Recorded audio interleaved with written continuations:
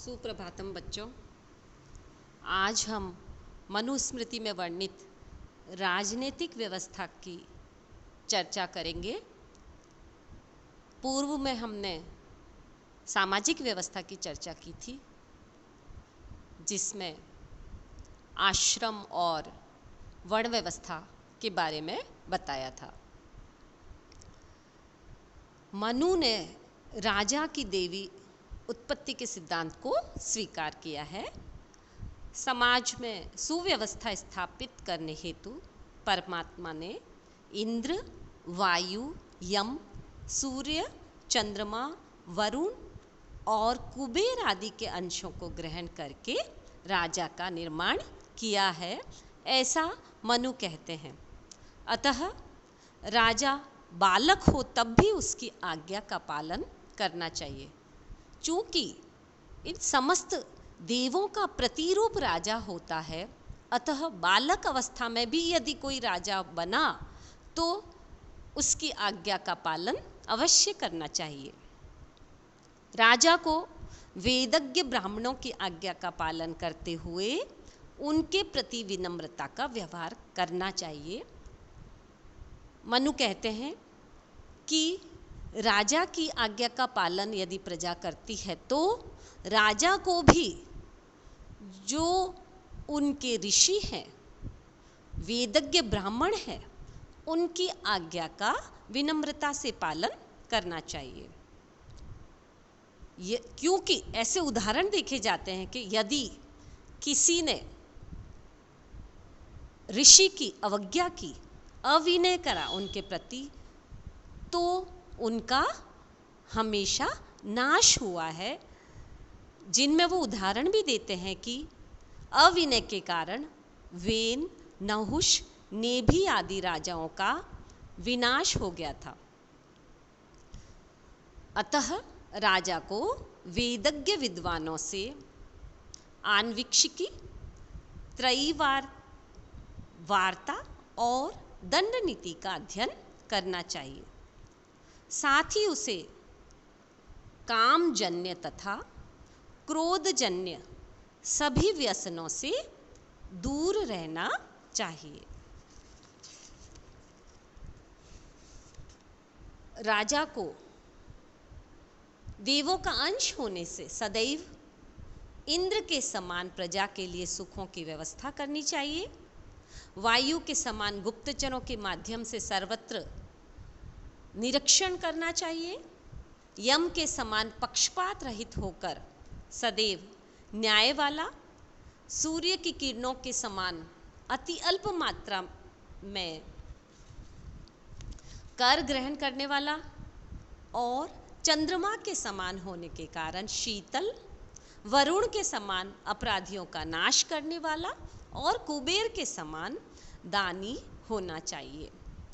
ऐसा मनु ने 9वें अध्याय में बताया है कि राजा इतने देवों का अंश मिश्रित कर बनता है तो उसे उन देवों की समस्त विशेषताओं के अनुरूप अपने आप को ढालना चाहिए।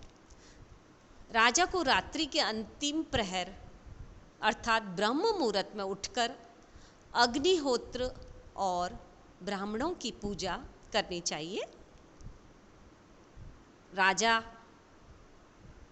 उसके बाद ही सभागार में आकर प्रजन से प्रसन्नतापूर्वक संभाषण करे, अर्थात अपनी सभा बुलाए, उसमें मंत्रियों के साथ राजनीति के संधि विग्रह आदि करे, मंत्रणा करे, सदैव सतर्क रहकर मंत्रियों का सहयोग ले। वास्तविक रूप में कहना चाहिए कि उसे एक अच्छे मैनेजर के अनुरूप अपने मंत्रियों से मंत्रणा करते हुए राज्य पर शासन करना चाहिए और प्रजा को उनकी कानून व्यवस्था का पालन करवाना चाहिए।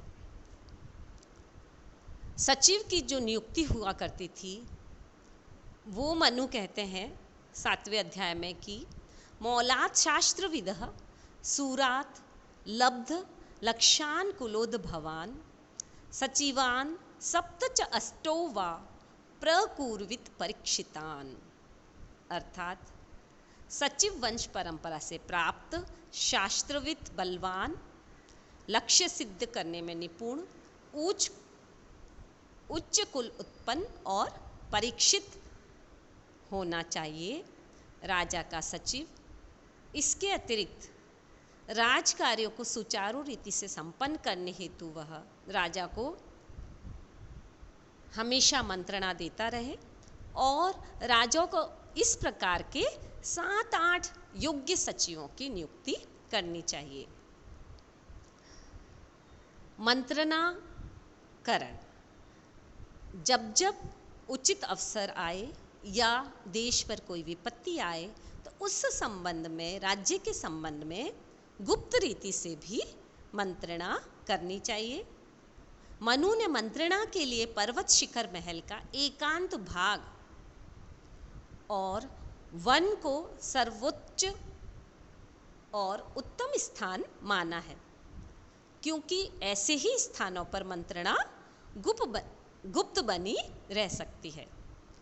यदि उस मंत्रणा की गोपनीयता न हो तो कोई भी अनिष्ट हो सकता है। ऐसे अनिष्ट से बचने के लिए राजा को एकांत स्थान में ही मंत्रणा करनी चाहिए। वह गुप्तचरों की चेष्टाएं, गुप्तचरों के 5 वर्ग, अष्टविधि के कर्म, राज्य का प्रसार, शत्रु की चेष्टाएं, प्रजा के सुख दुख, अपने राज्य का विस्तार आदि विषयों पर मंत्रणा करके और उन नियमों का बना सकता है। मनु कहते हैं कि राज्य कार्यों में सहयोग और धर्म कार्यों को संपन्न करने के लिए राजा को पुरोहित की नियुक्ति भी करनी चाहिए। तथा ऋषि मनु ने राष्ट्र के साथ श्रेष्ठ संबंध बनाने हेतु योग्य दूत की भी अनिवार्यता का विधान किया है, क्योंकि दूत ही संधि विग्रह आदि का कारण होता है। शुद्ध हृदय, चतुर और उच्च कुल उत्पन्न दूत होना चाहिए। दूत का कर्तव्य होता है कि वह शत्रुओं की गतिविधियों और उसकी चेष्टाओं को समझकर उन्हें अपने वश में कर ले। 7वें अध्याय में दूत की इन विशेषताओं पर ऋषि मनु ने प्रकाश डाला है। गुप्तचर विभाग भी हर राजा को अपने राज्य की स्थिरता हेतु अनिवार्य रूप से प्रतिपादित करना चाहिए, क्योंकि गुप्तचर रूपी नेत्रों से ही राजा संपूर्ण राज्य की प्रजा की, सेवकों आदि की गतिविधियों पर दृष्टि रखता है। कार्य संपादन की दृष्टि से मनु ने गुप्तचरों के 5 प्रकार के कार्य बताए।